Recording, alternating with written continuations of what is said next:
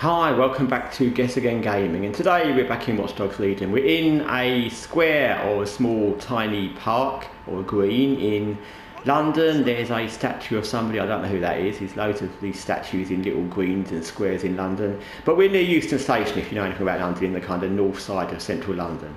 So today's video is kind of twofold, and the topic is trust in the gaming industry in general. So firstly, I've seen quite a few things recently asking if you can trust, not asking me, but asking questions on social media platforms, YouTube, can you trust the major gaming review sites?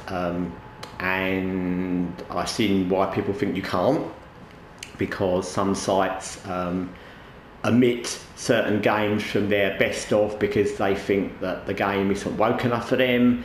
There's other reviewers who may praise up a game because they have some connection with that developer or publisher. Maybe they got some freebies, maybe they got go to some promo events, and there are other things I've seen where it's obvious that someone didn't review a game because they knew it was bad and it was from the promotion or a developer or a publisher that they supported, which is not good. I think it's kind of obvious that and it's the same in the world generally. Sportswave, that guy seems to be bothered about me standing there.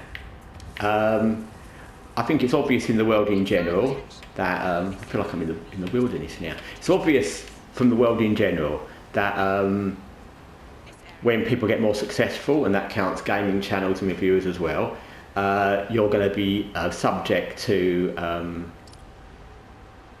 influences. You'll be offered freebies, you'll be offered early code, early access, you'll be offered maybe to test the games first, you'll be offered to maybe go get freebies, as in some promotional stuff, maybe go to promotional events, and etc, etc. But even maybe you'll be offered to be a voice in one of the games, who knows. But that's obvious, and of course I think that will influence people's reviews of games, if it's not intentional, and it may not be, although I've seen examples where I think it has been, but if it's not intentional, then it's possibly because they're so used to supporting certain developers or certain consoles, certain publishers, etc. They just don't see the wood for the trees, and they just don't realise when something is bad, but they're so used to saying it's not. Also, I think that it's obvious that certain reviewers, again review sites, will not review games well because they don't appreciate the fact that the game doesn't fit in with their woke aesthetic, and these are examples of that as well. And again, that's wrong, because it's not up to you to decide we don't like the fact that that game's not as woke as we'd like. That's not part of the game. That's not how that's not how you should review a game and decide if a game's great. But again, you know, I think people get lost in their own, as we've seen with all the gaming publishers who've made all these woke games, they get completely lost in their own mire of conspiracies and messages and what they're doing until they don't know what they're doing.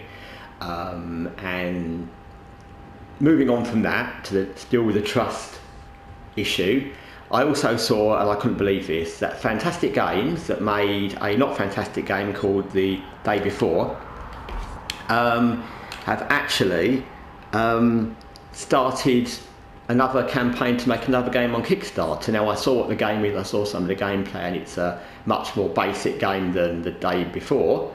It's a game that you could believe they could make. It looks a bit like an asset flip to me, but maybe I'm wrong, I don't know. But it seems like the kind of thing you do to get back into like the market, and you make an asset flip. People would say, oh, it's actually a real game, and then you'd be able to get back into like scamming people again. But apart from that, they've also got like a mission statement on there. They've changed the name of the company, I can't remember what it's to now, and their mission statement is like, now we intend to tell the truth and everyone's entitled to a mistake. And it's like, this is not a mistake. When you spend ages scamming people on Kickstarter and on Steam into buying this game and thinking this game is great and supporting you, that's not a mistake, that's a scam. It's a different thing altogether. And anyone should be hoping that people tell the truth and aren't going to scam them. And the fact they need to make a statement in their company policy to say that is ridiculous. I don't know anything about how Kickstarter operate, but you would hope that if they know that these people are connected with a scam before, whether the company's changed names, that's how all companies scam people, by changing their name. You would hope that they would not let them raise money on Kickstarter, because it makes Kickstarter look bad. But they obviously didn't. Whether they will do in the future, I don't have the option to do that. But whether they will do once they find out who these guys are, I don't know. But yeah, it's another element of not trust. And then to add to that, you've got the fact that you've got all these wokey publishers. Ubisoft is the one that's been thing, but there's more than one. Who have made these games that they pushed on us, which are making characters more ugly, they're making all the characters women, they're making all the characters whatever it might be, because that's their woke message, and Sweet Baby's told them to do that, or whoever else is similar to Sweet Baby in their organisation, and you can't even trust them, because again, you don't know. It's bad enough if you make a game like Redfall or Forspoken and it's not a very good game, but you kind of tried to make a good game.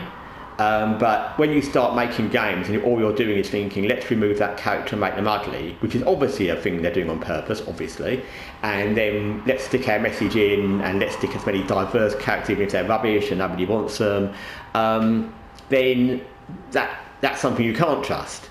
And I was watching the new character, I can't remember what they're called, but there's a new character you get in Suicide Squad, Kill the Justice League, and it's not a game that I know much about. It's a live service game, which is another game that wasn't received well, and the new character is like, I've seen the footage of it, and it's like the most annoying, wokey, stupid young person character you can imagine, where someone either thought they seemed cool or thought they would need to put in a kind of wokey message character. And it's like, even now after all this, you still haven't learnt that that's not what people want. No one's going to want that in a game. So you can't trust game publishers, especially the AAA publishers. You can't trust some reviewers. You can't trust people making games on Kickstarter, because we know that not just fantastic games, but lots of them are scams. And it's a real problem in gaming, and I think it's a bigger problem in gaming than in any other media. I mean, yes, you get wokey things pushed on you from Disney and from media, but they're not asking you to spend £70 on a game, because in the media, the one good thing about media, unless it's a big film, they don't even come out the cinema. So movies and TV, people watch through streaming services. So although you are kind of paying, you've probably got the streaming service already. If you've got Amazon, for example, and you see a new series or a movie, you might watch it, but you're not paying extra. Whereas gaming, it's a lot more money and there's a lot more scams. And again, with movies and TV series, I can't say for sure, but I think the majority of reviews you get, and they're not just on YouTube, the majority of views you get for those kind of things are usually pretty fair. Same with music, but with gaming, it seems you can't really trust anything nowadays.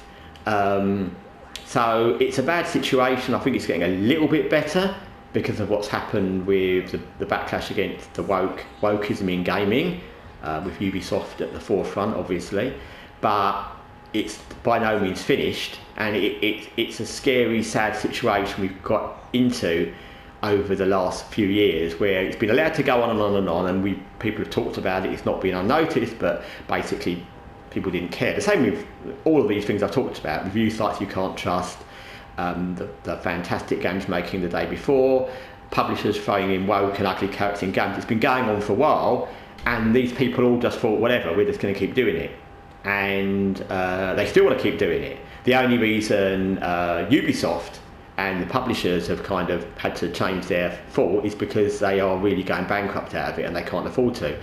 Whether gaming review sites will do that, I don't know, because their money doesn't come from people reading the reviews, and obviously Fantastic Games or whatever they're called now won't stop doing it because they only get money from scamming people. Anyway, that's my little review rant. But at least it's a review that I wasn't getting any influence to do. I didn't get a penny from anybody. I didn't get any promotion of anything. So it's my review. Anyway, thanks for watching Guessagaingaming. Until next time, take care.